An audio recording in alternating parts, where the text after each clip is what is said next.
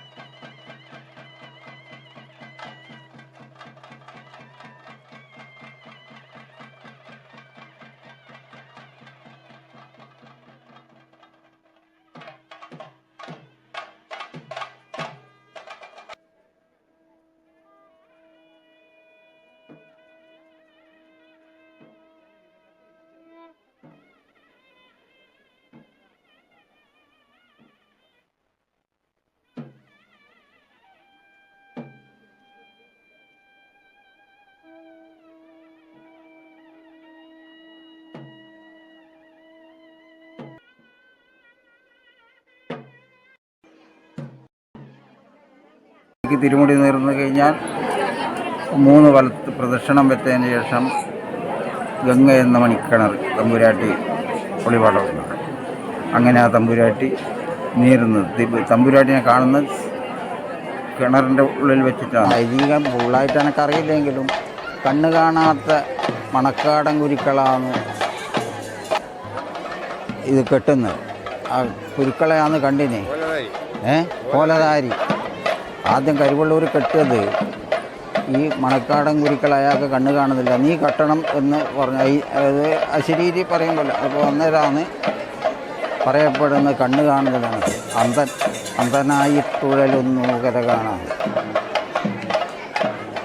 അപ്പോൾ അതുകൊണ്ടാണ് നിനക്ക് കണ്ണ് കാണിച്ചു തരും എന്ന് പറഞ്ഞ ആ ചരിത്രമാണ് മണിക്കറിൻ്റെ നോക്കുന്ന സമയത്ത് കണ്ണ് കാണും. അതാണ് പോയി കണ്ണ് മണിക്കറിൽ നോക്കിയതിന് ശേഷം 3 വട്ടം നോക്കിയ ഇപ്പോൾ